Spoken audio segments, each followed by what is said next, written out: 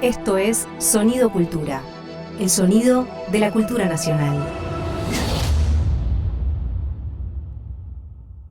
¿Ella está un poco despeinada? No. ¿Él parece un poco desvelado? Uh-huh. Llegan para hacer Un poco sucio con Julia Rosenberg y Javier Trimboli. Nunca más a gusto en el basurero de la historia.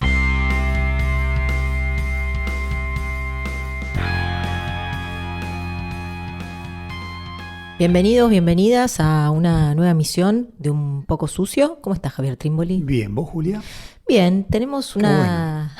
Qué bueno. una emisión rara. ¿Por qué rara? No, bueno, más sucia que de costumbre. Más sucia y desprolija que de costumbre.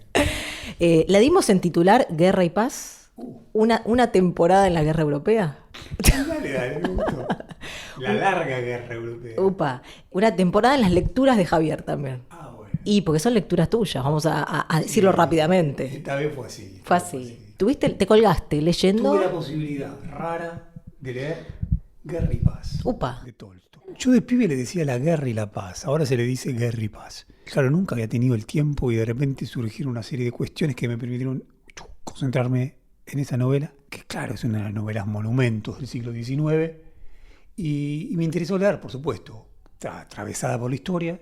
Y me pareció que podía estar bueno hacer una conversación sobre la guerra en Europa a partir de esta novela. Y también yendo a otra novela sobre el final. ¿Por qué? Porque Guerra y Paz, lo digo rápido, está ubicada en qué coyuntura. En la coyuntura de la invasión napoleónica a Rusia.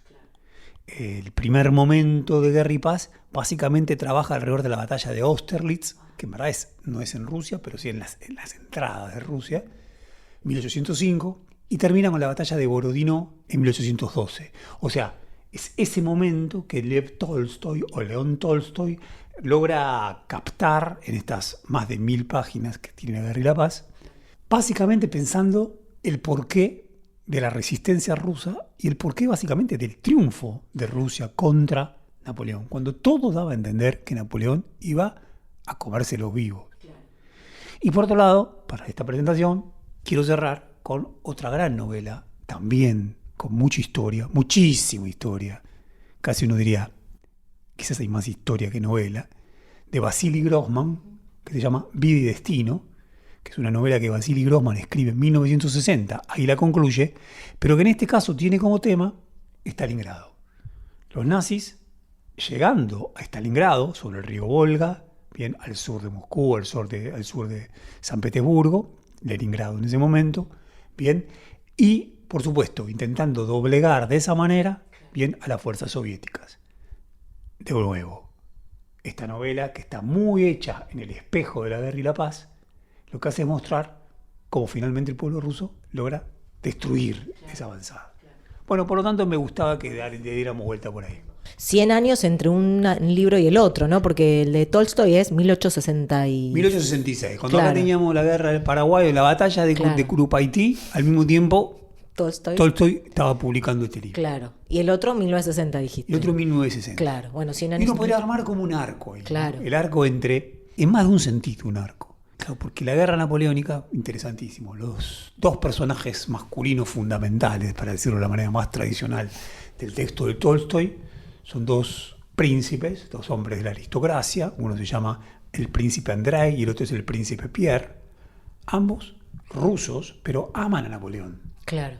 Aman a Napoleón, porque el espíritu del tiempo es el espíritu de Napoleón. Entonces ellos están convencidos en las primeras páginas, largas primeras páginas del libro, que haya que resistirlo. De que ellos están convencidos de que ese es el espíritu, hay que plegarse. Claro. Incluso hay que plegarse llevando adelante reformas que vayan en el mismo sentido bajo el imperio del zar Alejandro. Claro. Pero no hay duda que es el héroe de ellos. Claro. Finalmente eso empieza a tambalearse, porque rarísima la novela La Guerra y la Paz, ya estamos hablando de ella. La novela Guerra y la Paz es una novela de historia sin héroe personal. Claro. El héroe finalmente es un héroe colectivo. Yo dije, son protagonistas principales Pierre y Andrei, porque no son héroes.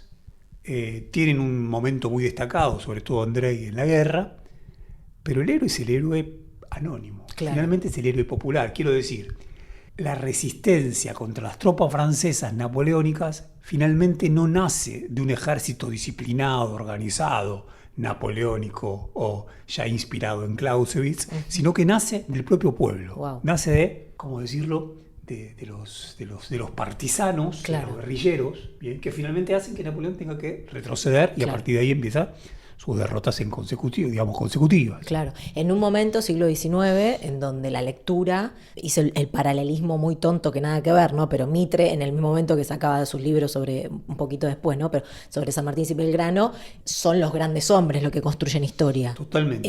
Y acá, más bien, la propuesta es otra lectura de la historia, digamos. Es otra lectura de la historia. Realmente lo de Tolstoy también son los rusos, quiero decir, los rusos y la historia. Claro, Cuando conversábamos sobre el fraile al lado, nos preguntábamos acerca de lo intrincada que es nuestra historia, sobre todo en el siglo XIX, y entonces cuál es la relación no de la historia en tanto sucesión de hechos, sino en cuanto sentido. En cuanto sentido, ¿cuál es nuestra relación con Claro. la historia? En el caso de los rusos es parecido. claro, ¿Cuál es la relación de Rusia en relación con esa historia que es tan hija de Europa occidental? claro. Y es una relación complejísima. Ahora, me gustaba lo del arco porque la novela de Tolstoy, de 1866, es una novela plagada de optimismo. Es una novela hermosa porque la impresión es que es un tiempo hermoso. Claro. Es un tiempo hermoso el de las guerras napoleónicas, es un tiempo emancipatorio. Incluso con la derrota de Napoleón, es un tiempo emancipatorio de un pueblo que surge, de partisanos que aparecen y que logran hacer una resistencia increíble. Está lleno de ese espíritu Claro. de la novela. Mientras que la novela Vida y Destino de Vasily Grossman, 1960, yo creo que Vasily Grossman le quiere sumar, le quiere poner onda, Claro. pero Pero, es asfixiante. Claro. Y además, esto sin haber leído el texto, ¿no? Pero su mirada respecto de lo que es Rusia en ese momento, lo que es la Unión Soviética, es más bien de rechazo, digamos. Bueno, ahí es lo loco, ¿no? Porque lo de Vasily Grossman, Vida y Destino, fue un libro que circuló mucho. Primero No la se historia lee del ahí. libro. ¿Cómo? No se lee en la Unión No, el Soviética. libro sale en 1960, lo publica. Claro. Nikita Khrushchev ya está en el gobierno, ya, por lo tanto ya es el momento ya ha sido el 20 Congreso del Partido Comunista, ya se ha criticado a Stalin. Claro. Él está convencido que el libro va a poder ser publicado. Khrushchev le baja el pulgar, le dice que no. Directamente. Él se muere sin que ese libro, que su gran libro, se publique. Recién se publica en 1988, Wow. con Gorbachev. Claro. Ya en la época de la Glasnost, de la perestroika. O sea, por primera vez se publica ahí, no tiene antes circulación en otros países. Creo que llega a Europa en la década de los 80. Mira. Es una edición muy trucha, llega. Pero realmente tiene algo muy dilatado en el tiempo. Claro. ¿Qué pasa?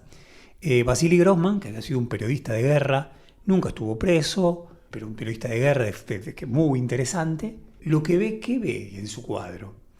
Ve en su cuadro tanto, por supuesto, la barbarie nazi, como también el estalinismo, y no deja de pensar en los crímenes que produjo el estalinismo a la hora de la colectivización forzosa del campo en 1937.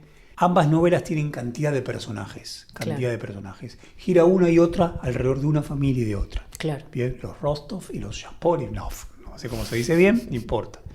Lo cierto es que gira alrededor de una familia. Claro. Ahora, en la familia que rodea Stalingrado, está lleno de presos políticos. Claro. Muchachos, hombres que son comunistas, que estuvieron con Lenin y que sin embargo Stalin por un motivo o por otro los mete presos.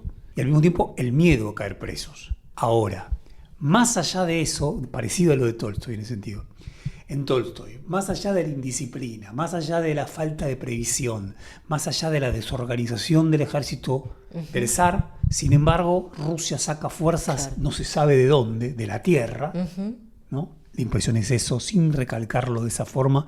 La impresión de Tolstoy es que saca fuerzas del Volga, saca fuerzas de los Urales, bien, y logra destruir a la invasión napoleónica. En este caso, más allá de las represiones internas, más allá de los gulag, de los campos de concentración y de trabajo que el propio Stalin promovió, más allá de las matanzas de campesinos, sin embargo, ese pueblo logra sacar fuerzas y también destruye. Claro. A la invasión Claro. nazi. En el de Grossman también hay algo del pueblo ruso. Impresionante. Claro. Porque es una novela coral, Claro. donde también es muy interesante. De Guerra y Paz, él en parte lo plantea, que su novela está basada en Guerra y Paz. Como que quiso trasladar Guerra y Paz, Mira. y aparece mucho Guerra y Paz en la Claro. novela de Vasily Grossman, quiso trasladar Guerra y Paz a el siglo XX. Claro. Y lo hace genialmente, lo hace genialmente. También el hecho de que hay muchísimos personajes y que no hay un héroe. El héroe es colectivo. Claro. El héroe es colectivo. El héroe es colectivo, es anónimo, es el pueblo. ¿Y por qué Vida y Destino? Bueno, es interesantísimo que haya cambiado, no sé, Ah, de Guerra y Paz a Vida y claro, Destino. claro. También hay un parecido en el nombre. Total. Guerra y Paz, Vida y Destino. Claro. En el caso de Tolstoy es muy interesante porque, sobre todo al comienzo de la novela, la primera mitad, la guerra es el momento de la verdad. La paz es el momento de la aristocracia, de la corte, de la mentira. En la corte se habla francés. La novela empieza con un diálogo en francés, gente que está hablando en francés. Que es claro, gente fascinada por la cultura de las luces, ¿no? Que supone en todo caso que Alejandro puede llegar a ser un déspota ilustrado, que estuvo siempre lejos de ser eso, no importa, pero digo, tiene esa intención.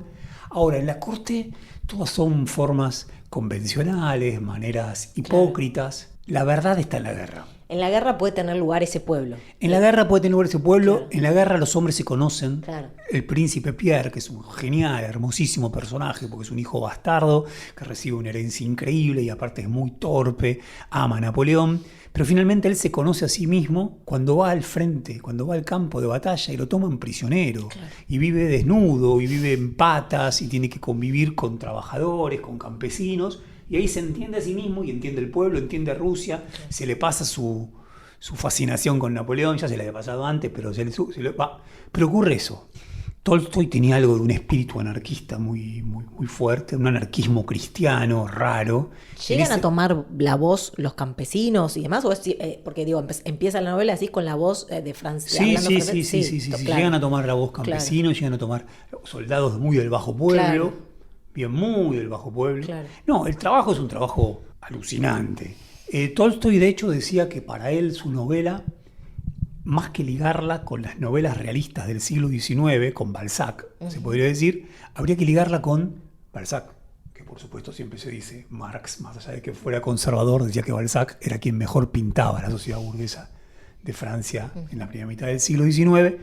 Él decía que su novela, ante todo, era épica. Había que ligarlo con Ilíada y con la Odisea. Demente. Y es verdad, hay algo, claro. Hay un aliento épico en estas novelas. No hay un drama burgués, claro. Sino que hay un aliento épico. La guerra como momento de la verdad, la vida en sociedad como algo que es falso, por tanto hay que alejarse de esa vida en sociedad, te reconcilia con esa otra vida, tanto la tierra como el pueblo. Claro. En Grossman no está la guerra tan caracterizado como algo vital. En la guerra no, pero por momentos tiene cierta fascinación. Claro. Imagínense, o sea, la ofensiva de los nazis sobre la Unión Soviética comienza en julio, si no me equivoco, de 1941, pero llegan a Stalingrado en julio del 42, cuando es verano allá. Claro. Bien, y el momento que parecen que van a triunfar es entre julio y septiembre. Stalingrado está destruida, claro. Destruida. Claro. Y la guerra es en el curso mismo del río. Hay descripciones del río Volga en donde el río escupe fuego y metales, metralleta. Hay algo también que se ha vuelto inhumano, ¿no? La guerra y la paz es una guerra cuerpo contra cuerpo, claro. De caballería, que se decide con muchas heridas, no tantos muertos, pero muchísimas heridas. También hubo muchísimos muertos, pero bueno, de otra forma. Esta es una guerra de materiales, claro. Es una guerra de pura destrucción.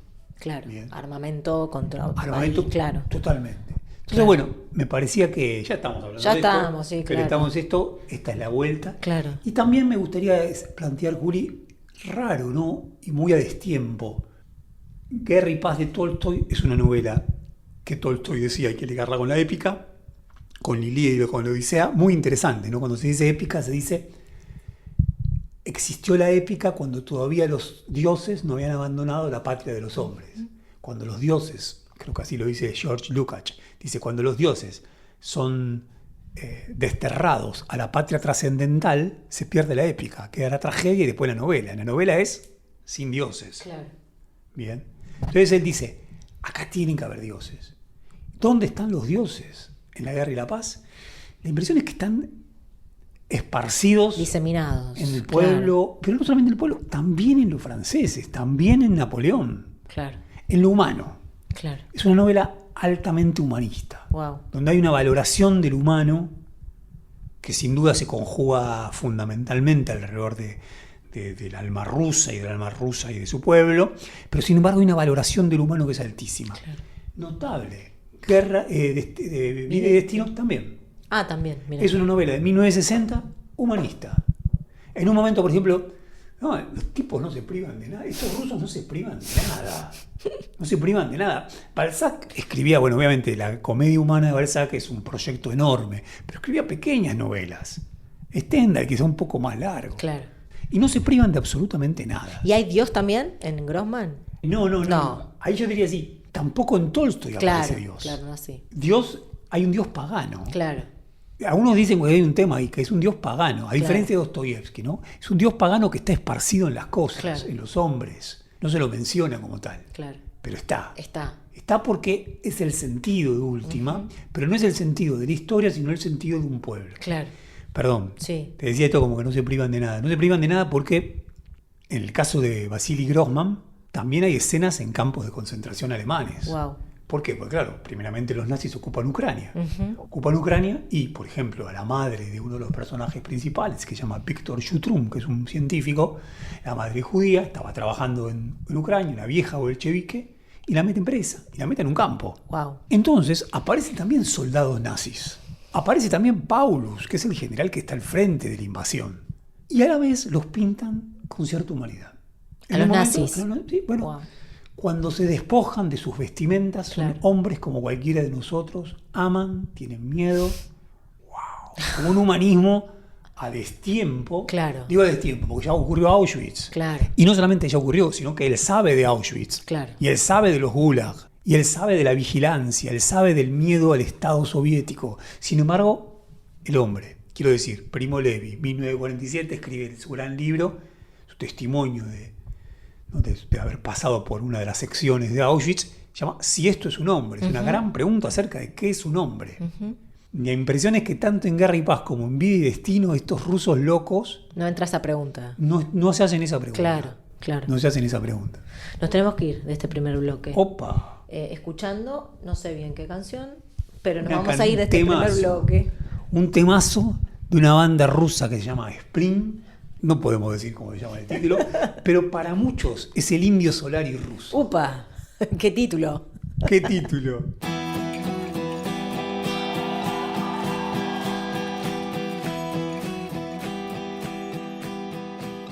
Javier Trímboli y Julia Rosenberg en Un poco sucio. Un contenido del Ministerio de Cultura de la Nación. La Patria Archivera. Matías Rust pasea al lado del muro de Berlín, en la antigua Franja de la Muerte. Este alemán de 44 años sabe mucho de fronteras y de cómo traspasarlas. La Patria Archivera. Hace 25 años aterrizó sano y salvo con su avioneta en pleno centro de Moscú. Matías Rust, por entonces de 19 años, compró un mapa de la capital rusa y sin más ayuda puso rumbo a la Plaza Roja. Tuve que aguantar, volé 3 veces cerca del suelo para que la gente se retirase de mi pista de aterrizaje. No funcionó. Tuve que aterrizar sobre el puente que está cerca de la Plaza Roja. Los ciudadanos moscovitas fueron los más interesados por el piloto y su máquina. La policía tardó en llegar. Rust temblaba en el momento del aterrizaje, pero pronto se sintió bienvenido por los rusos. Todo era alegría. Tuve la suerte que un muchacho que allí estaba hablase inglés, así que pude comunicarme con la gente. Me preguntaron de dónde venía. Les dije que de Alemania. ¿De Alemania Oriental? No, de Alemania Occidental, les dije. Les expliqué que venía en misión de paz porque quería hablar con Gorbachov para construir un puente imaginario entre el este y el oeste. Un puente para la paz, pero... ¿cómo se le ocurre esta idea a un joven de 19 años? Rust reconoce hoy que leer a Perry Rodan le inspiró. Los cómics del astronauta que salvaba el mundo. Matías Rust solo cambió la nave por una avioneta. Tenía que salvar el mundo porque estos señores no eran capaces, Ronald Reagan y Mikhail Gorbachev. Cuando la cumbre de Reykjavik sobre el desarme fracasó, Matías Rust pensó que era su turno. Desde Islandia voló a Helsinki e ignorando la cortina de hierro, puso rumbo directo al corazón de la Unión Soviética.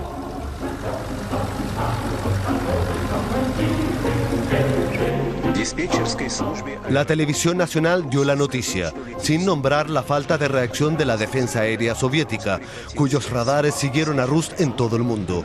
Un alemán provocando a la superpotencia del Este en plena Guerra Fría. La primera reacción fue de susto. Se trataba de un alemán que había violado el espacio aéreo soviético, o sea, había transgredido leyes y convenios internacionales. Podía haberse convertido en una crisis bilateral y después todavía vino el proceso que tampoco fue agradable. Al final venció la diplomacia. Rust fue condenado a 4 años en un campo de trabajo, un castigo moderado para las costumbres soviéticas. Para el jurado, el alemán era inofensivo. No soy un espía, ni un hombre de negocios, ni un aventurero. Viajé hasta aquí por motivos personales. Mejor dicho, volé hasta aquí. Wolfgang Akunov todavía recuerda bien a Matías Rust. Fue su intérprete durante el juicio. Fue su caso más espectacular. Para mí el proceso tuvo desde el principio un carácter de farsa, algo poco serio. Tenía la impresión que Rust sabía bien que no le podía pasar nada demasiado malo.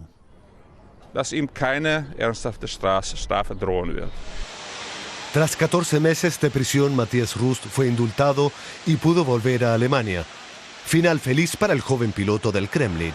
Para Mikhail Gorbachev, el suceso también tuvo un final provechoso. El vuelo del piloto alemán le sirvió de excusa para reformar sus obsoletos cuadros de mando, despidiendo al ministro de Defensa y a cientos de generales. Matías Rust lo considera mérito propio. Esa era mi motivación. Quería apoyarle porque temía que si por aquel entonces él no conseguía un éxito en la política internacional, sus detractores harían todo lo posible por botarlo de su posición de secretario general lo antes posible. Aquello habría significado que la reunificación alemana nunca habría tenido lugar. Estas confiadas palabras rozan para muchos en lo presuntuoso. Los historiadores coinciden en que si bien Gorbachev utilizó el incidente para su perestroika, la hazaña de Matías Rust no fue decisiva para la historia. Seguro que otro hecho le habría permitido a Gorbachev librarse de la cúpula militar, pero el vuelo de Rust le vino muy bien, ya que lo utilizó inmediatamente de forma estratégica para poner en evidencia a los militares y quitarse de encima a varios generales. Tras el vuelo, la vida de Matías Rust no cambió para bien. Intento de homicidio, robos, estafa, según explica. Hoy trabaja como asesor financiero. Lo que yo saqué de provecho del vuelo es que me demostró que cuando uno está totalmente convencido de algo es posible conseguirlo. Y naturalmente también necesita que la suerte le acompañe. Matías Rust puede pasear hoy por el lado del muro de Berlín, donde en aquella época se encontraba la cortina de hierro. Estamos en La Patria Archivera con un recorte que encontraste, Javier, en YouTube, de Matías Rust, este muchacho que en el 87 tenía 19 años y que le pareció agarrar un avión y aterrizarlo en la Plaza Roja. Sí, tal cual. Y que, bueno, quería encontrar la forma de encontrar comunicación, ¿no?, entre el mundo occidental y el mundo soviético. Y es muy interesante que la nota que le hacen más de 20 años después está en el muro, con el muro de Berlín, sí. ¿No? Hay algo ahí de un momento que está ya llegando a su fin, ¿no? Pero una demencia, la de este muchacho Rust, que va 14 en su momento, meses vos sabés, Juli, que se habló bastante de él, porque claro, fue una noticia extrañísima, ¿no? El flaco, él dice, ¿no? Suponían que yo era de Alemania Oriental. No, de Alemania Occidental. Tomó un avión, lo lleva primero hacia el norte, Helsinki, y de ahí llega hasta Moscú, aterriza en la Plaza Roja. Lo inaudito de la noticia era, wow, estamos en plena Guerra Fría. Claro. Ok, gobierna Gorbachev, pero todavía nadie supone el derrumbe de la Unión Soviética. Gobierna Gorbachev. Incluso se supone que Gorbachev le va a insuflar de nuevas energías a la Unión Soviética. Y de repente, sencillamente, un avión muy, muy precario logra aterrizar en la Plaza Roja. Radares, misiles, espías, todo lo que se suponía que constituía la llamada cortina de hierro, desaparece. Quizás fue para algunos la primera noticia, los más jóvenes, de que ese era un gigante con los pies de barro. Claro. Y me gustaba traerlo acá, Juli, por lo siguiente, ¿no? Batalla de Borodino, cantidad de muertos. Nunca se pudo definir claramente si ganaron los rusos o ganó Napoleón. Ahora, Moscú se quema, se incendia, se organiza y resiste y expulsa a los franceses. Se cerca Leningrado, se cerca Moscú, se cerca Stalingrado, pero no logran doblegar. Ujú. De repente, un avión Un aterriza en Moscú. Un pibe. Un pibe. Algo estaba fallando. Casi como si fuera, tendríamos que escribir un Guerra y Paz o un Vida y Destino de finales de la década de los 80 para explicar por qué. Ya estaba anunciando algo. Ya estaba ¿no? anunciando algo. Claro. Que había algo de descomposición Claro. muy importante. Aunque claro, podríamos decir, está Yeltsin, está el neoliberalismo, pero claro, hay una última hora rusa que es esta, la de Putin, que tampoco es la de Yeltsin. Claro. Que se acerca probablemente bastante más a una mezcla entre Stalin y el zar Alejandro que a la de Yeltsin. Por tanto, se nos arma un lío bárbaro ahí, ¿no? Y a mí me gustaba citar algo más para la gente, para ver películas. A ver. Hay una gran película que se llama 1, 2, 3, de Billy Wilder. Gran director de cine que era austrohúngaro, si no me equivoco, y terminó en Estados Unidos. Genial director de cine, comedia, divertidísimo. ¿De qué habla este? Es el gerente de la Coca-Cola, un yanqui gerente de la Coca-Cola en Berlín, antes de que pongan el muro. Wow. Y el flaco tiene un objetivo. No pudo Napoleón, no pudo Hitler. Yo voy a conquistar Rusia con la Coca-Cola. Qué bueno. El problema es que su hija se enamora de un comunista alemán. Genial novela, genial película, ¿no? 1, 2, 3, genial película. En donde, ¿por qué la traigo también? Porque está todo el tiempo la imaginación de Occidente a propósito de cuándo Rusia se va a rendir. Claro. Cuándo Rusia va a terminar. Claro. Nosotros no hablamos de política internacional, no vamos a hablar de la guerra de Ucrania, no es lo nuestro. Nuestro asunto es la historia. Ahora, la cultura, quizás en lo que estamos haciendo hoy, pero quiero decir, el tema es la fantasía, el imaginario, el deseo de que Rusia alguna vez se rinda. Claro. Bueno, esa película juega con ese deseo, lo de Matías Rust, que gustó mucho a los anarquistas en aquella época. Bien, si no me equivoco, lo recuerdo a Cristian Ferrer hablando de Matías Rust, años después, en los 90. Bueno, también va por este lado. Un poco sucio, tercera temporada. Seguimos en Un Poco Sucio, hablando de todo un poco. Todo un poco. Por ahora guerra. mucho de Rusia estamos. Por ahora mucho de Rusia, de la guerra también. ¿Por qué no? No, y me quedé pensando de la patria archivera también. No sé, se debe a muchas cosas Un Poco Sucio en particular, pero digo, también pensaba en esta hora del capitalismo, que no por nada agarra como cierta nostalgia a la existencia de la Unión Soviética, ¿no? Digo, cómo ha cambiado el capitalismo también desde que no tiene un contrapeso. Y bueno, un capitalismo cada vez más crudo, cada vez más uniforme en todo el planeta y más salvaje. Uno de pronto va hacia el siglo XX y ve ese contrapeso tan fuerte que tenía y bueno, Claro. ¿no? Como casi que respiras aliviada viendo Con Hobbes o no, hubiera existido el estado de bienestar sin la amenaza de la Unión Soviética. Claro. Mi impresión es que hubo mucho del momento de esos 30 gloriosos años, ¿no? Que van del 45 al 75, que le debieron un montón a la amenaza de la Unión Soviética, a la emulación, ¿no? ¿Qué vida mejor se ofrece? ¿Qué bienestar mejor se ofrece? ¿No? En Occidente o en la Unión Soviética. Y evidentemente la caída de la URSS, claro, ha dejado un huecazo, ¿no? En ese sentido. Estos 40 años de... Totalmente. De cada vez, un capitalismo cada vez más... Ya no sabe qué nombre, ¿no? Ponerle a este capitalismo es como... ¿Qué ponemos? Salvaje. Salvaje. Bueno, vamos a continuar con lecturas, ¿no? Con libritos... Con lecturas que vienen a propósito de todo esto. Bien. Tenemos una que nos gusta mucho a ambos, Juli, que por supuesto diremos alguna cosita más de Tolstoy y de Vasily Grossman, que en verdad hay muchísimo para hablar de ellos. También el atrevimiento que tienen. Napoleón es un personaje en La Guerra de Paz. Claro. Lo hace personaje. Balzac decía que a él le gustaría ser el Napoleón de la literatura francesa, pero nunca se animó a poner a Napoleón como personaje. Claro. Rusos desmedidos, que no les hace problema y lo inventan a Napoleón y lo transforman en un personaje. Buenísimo. Como también hace, lo decíamos con Paulus, casi con Hitler, bien, lo hace Vasily Grossman. Claro. Grandes novelas. Ahora sí, algo que nos gusta mucho, Sebald. Bien, el escritor alemán Sebald, que murió hace unos años. Un libro en particular, en verdad, tiene un libro que se llama Austerlitz. Claro. Raro que se llame Austerlitz, porque el personaje se llama Austerlitz. Evidentemente hay una referencia a esa batalla de 1805, napoleónica, de los albores tan esperanzados de la modernidad política. Pero este es otro libro, sobre la historia natural de la destrucción. Bien. Es un libro que basa una serie de conferencias muy interesantes de Sebald y que también van al momento de la Segunda Guerra Mundial.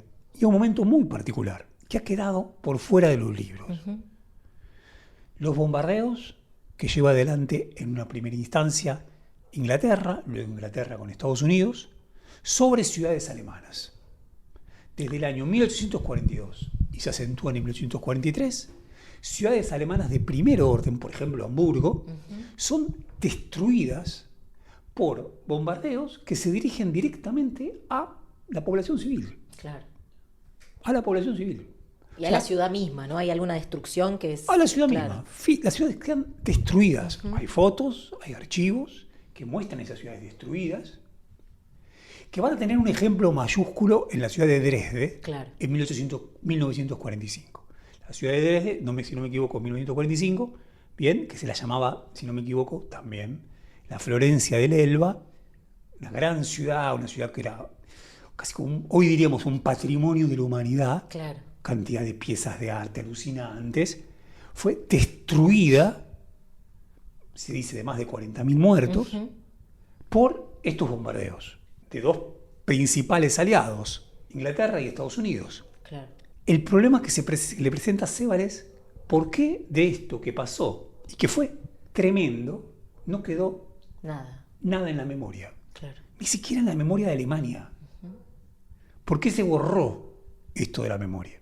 Bueno, lo que hace Sebald acá es seguir la literatura, seguir los testimonios, y lo que va dando cuenta es de un vacío enorme.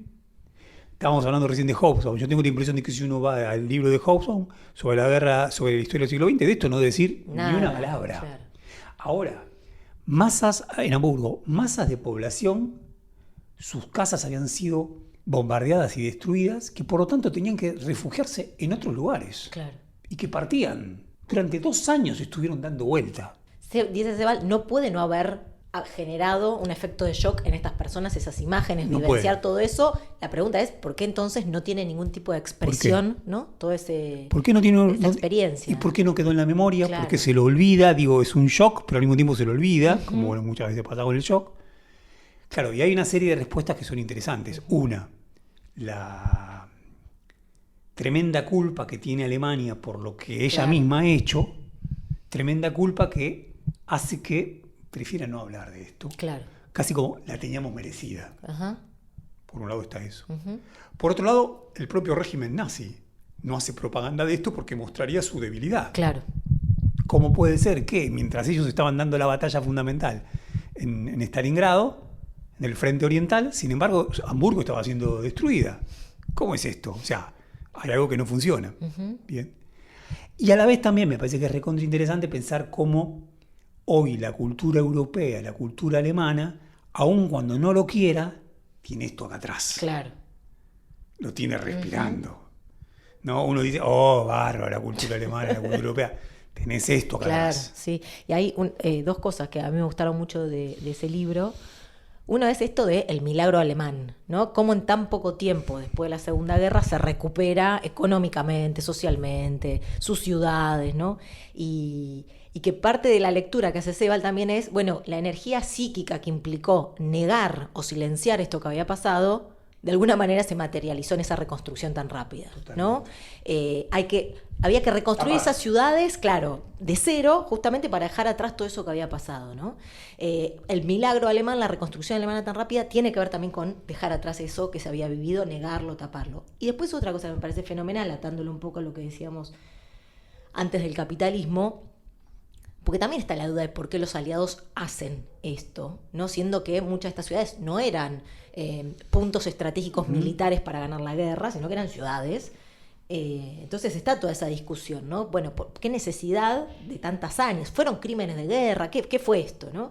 Y Sebald dice, lo liga en un momento al capitalismo, ¿no? Es decir, la industria de bombas, la industria de armamentos que había en ese entonces en Inglaterra, bueno, no se podían tirar las bombas, había que usarlas, ¿no? Hay un grado del capitalismo que se vuelve asesino, Sí. ¿no? Sin sentido ese asesinato. Ya no tiene que ver con matar a alguien en un escenario de guerra. Tiene que ver con, se ha desplegado tanto la industria armamentística, la industria que es necesario. Llevémoslas a los hechos. Exacto. Y eso me Utilicemos. pareció maravilloso de este libro, ¿no? Totalmente. No, es un libro genial.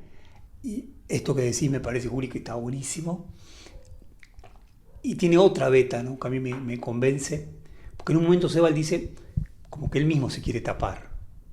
No hay ninguna duda, Sebald es un profundo antinazi, no hay nada más obvio.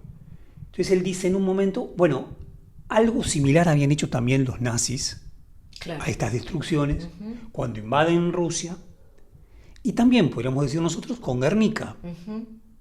Con Guernica en España durante la Guerra Civil, también es destrucción. Entonces llega un momento extraño, que creo que tiene que ver con esto que vos planteabas acerca del capitalismo, a propósito de la destrucción. La impresión que la destrucción estaba a la orden del día, ya sea si fuera de manos norteamericanas, norteamericanas, inglesas, alemanas, soviéticas. La destrucción era la orden. Probablemente por ese exceso de armamento que estaba acumulado, Claro. y también como parte de un gran tema arquitectónico. El padre de una amiga, gran amiga, Irina Podorny, fascinaba con Berlín, porque Berlín durante mucho tiempo, también por el tema del muro de Berlín, compartida Berlín Oriental y Berlín Occidental, también tenía terrenos vacíos, Potsdamer-Platz, terrenos vacíos, no, donde estaba el muro, que eran huecos, como que no terminaban de reconstruirse. Dresde aún hoy se sigue reconstruyendo. Mira. Entonces él dice que en verdad era una cuestión empresarial económica. Cada tanto producía una guerra para volver a construir la ciudad. Claro. Y eso es un gran negocio. Para construir tener, de vuelta la ciudad. Claro, tener tarea. Tener tarea, claro. construimos de vuelta, Claro. vendemos de vuelta, hacemos algo nuevo y destruimos en el medio. ¿Bien? Bueno, hay algo Tremendo. de eso, ¿no? Claro. Ahora, la destrucción andaba dando vuelta, ¿no? Claro. La impresión es que el siglo XX lo habíamos planteado cuando hicimos nuestro capítulo sobre el siglo XX, ¿no? El tema que el siglo de la sustracción, el siglo de la destrucción, decíamos, y que no deja huella de la destrucción. Claro. Wow. Terrible. Evidentemente hay algo de eso. Ahora, el siglo XXI no es que está a vuelta de página de eso, sino No. que acumula eso. Total. Y le suma a eso otras cualidades. Ajá. Sí. Otros dispositivos. Claro. Jurita, ahí hay una cosa que me interesaba, casi como me hubiera gustado dársela al amigo Sebald, seguramente lo conocía, pero hay un gran libro norteamericano de Kurt Vonnegut que se llama Matadero 5, 1968, si no me equivoco el libro. Kurt Vonnegut. Tiene sus años, mirá, pensé que, claro, ok. Kurt Vonnegut fue soldado Wow. norteamericano en Dresde. Lo toman prisionero y lo mandan a Dresde. ¿Y por qué sobrevive? Porque lo encierran como prisionero de guerra los alemanes en un matadero, en una cámara frigorífica que está bajo tierra, y eso termina funcionando como el búnker. Entonces por eso sobrevive. El tema es que el flaco presencia Los bombardeos. los bombardeos, no lo Wow. puede creer. Claro. Aparte norteamericano, bastante iluso. Claro. Bueno, a partir de eso inventa una ficción, un personaje, Bill Pilgrim, y te cuenta la historia de toda esa guerra y de esos bombardeos. Y te cuenta que en 1967 vuelve Upa. a Dresde. Dice, la ciudad se parecía, me encantó esto, es cierto que volví a Dresde con dinero de Guggenheim, Dios lo bendiga, en 1967. Es un libro muy pop. Dice, la ciudad se parecía un poco a Dayton, Ohio, aunque con muchos más espacios libres. Me encanta esto, porque de vuelta a lo Espacio arquitectónico. Claro. ¿No? La impresión de que la guerra ha producido suburbios destruidos, todos iguales en todos lados. Todos iguales en todos lados. No es muy distinto Ohio, Claro. ¿no? Los suburbios de una ciudad de Ohio, que lo que quedó de Dresde. Bien. Bueno, es una grandísima novela que diría Sebald, al repasar sobre todo trabaja con novelas y con películas alemanas, en donde aparece este vacío. Claro. Bien, aunque hay un par de excepciones. No trabaja con esto. Bien, nada, simplemente como Está comentario buenísimo. que estaba Sí, bueno. sí. Y que y perdón, porque acá hay algo que hago de link que me viene bien. Algo muy chiquito que me parece también encantador. En un momento el personaje Bill Pilgrim, que está totalmente desquiciado por lo que ha presenciado, está en un sanatorio, lo están curando, y está junto con otro enfermo que tiene bajo su cama cantidad de libros de ciencia ficción. Entonces él se convierte en un lector ávido de ciencia ficción. De hecho, este Bill Pilgrim, o sea, el alter ego de Kurt Vonnegut, está convencido que lo abdujeron los extraterrestres y que entonces, ¿qué le ocurre? Interesantísimo. Pasado, presente y futuro viven todo el tiempo en él. Entonces todo el tiempo tiene presente. Aun cuando se casa en Estados Unidos con una piba que es re rica, no importa, sigue teniendo presente esto. Bueno, ciencia ficción, delirio. Ahora, lo cierto es que este muchacho que le da todos estos libros de ciencia ficción, bien, una vez hace algo distinto. Le dice lo siguiente. Es decir, en cierta ocasión, Rosewater dijo a Billy una cosa muy interesante sobre un libro que no era de ciencia ficción. Dijo que todo lo que podía saberse de la vida estaba en los hermanos Karamazov de Fedor Dostoyevsky. Y luego añadió, pero ya no es suficiente. Claro, ya que veníamos con los rusos, el otro gran ruso, Dostoyevsky, casi como es el Boca River. Perdón, qué feo. Basta de metáforas futboleras para todo. Basta. Mucho más que Boca River. Ya no nos está sirviendo. Es otra historia. Claro. Dostoyevsky es otra historia. Dostoyevsky es cero épica. Dostoyevsky no lo entendía todo. Decía, ¿de qué está escribiendo este tipo? Claro. Crimen y castigo de Dostoyevsky es la obsesión de un muchacho estudiante por la culpa que siente al haber matado, si no me equivoco, a una persona. Y dice, ¿cómo puede ser que Napoleón haya condenado a un ejército de más de 100.000 personas a la muerte y no haya sentido nunca remordimiento? Y yo mato a uno y no lo soporto. Confieso. Bueno, ese es Dostoyevsky. Claro. Ninguna épica, culpa, tragedia. Bien, claro. Dios está muerto, todo está permitido, es un desastre. Bueno, y acá este muchacho le dice Los hermanos Karamazov, que es una genial novela, que tampoco Tolstoy podría entender, porque tenía otro espíritu, nada de optimismo, nada de humanismo. Ahora, también le dice, ya no es suficiente. Como si dijera, este es como el libro para entender la vida, pero lo que acabamos de vivir hace que tampoco sea suficiente. Claro. Wow, ahí estamos. Buenísimo. No, y pensaba en Grossman, que tampoco aparece esta dimensión de la destrucción, o por lo menos no así, ¿no? No. Quiero decir, no sé cómo ese libro puede pensarse en 1960 por fuera de todo esto, volviendo a lo que hablábamos del primer bloque. Pasa ¿no? que evidentemente Grossman seguía teniendo esperanza en el socialismo. Claro. Yo creo que todo. A pesar de todo, el socialismo. Claro. Y quizá también la esperanza por Nikita Khrushchev, por la crítica al Partido Comunista, a la desestalinización. El tipo muere probablemente convencido de que, no por nada, ¿no? Socialismo o barbarie. La idea de que el socialismo era una manera efectiva y muy cierta de recrear el humanismo. Eso hace que se salve tanto de Primo Levi como de Dostoyevsky. En un momento en el libro se habla de Dostoyevsky y de Vasily Grossman y de Tolstoy. Y claro, durante el periodo stalinista se publica todo Tolstoy. Dostoyevsky no se lo publica más, porque es un religioso, es un conservador, nadie quiere saber nada con él. Y se llega a decir, cualquiera, dice un personaje, Hitler tiene en su despacho un retrato de Dostoyevsky. Y hay un personaje que lo defiende, por supuesto. Bueno, nos vamos a ir de este un poco yendo? Sucio, sí. Vamos todavía. Tenemos que decir, porque vamos a escuchar una canción de una banda que se llama B2, también ponele, rusa. Estuvimos escuchando música rusa y queremos saber dónde sale todo esto, porque no es tan sencillo llegar a eso. No, este rock ruso, esto hay que recomendárselo a Nito Solari. Por lo pronto el tema primero, este otro ya es un poco distinto, algunos dicen que tiene más pop, tiene esos aplausitos de los 80.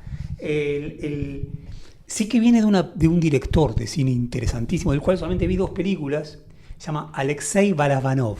Es un muchacho joven que ya falleció, algunos dicen que era el Tarantino ruso, pero tiene una peli de 1997 que se llama Brot 1, que es Hermano 1, y otra se llama Hermano 2, que son las que yo vi, que son alucinantes películas que transpiran eslavofilia, que transpiran condición rusa, bien, en un momento muy oscuro, porque es el momento del neoliberalismo en Rusia.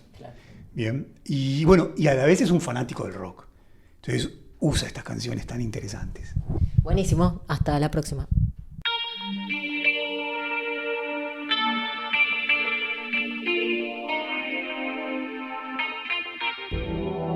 Fue una producción del Ministerio de Cultura.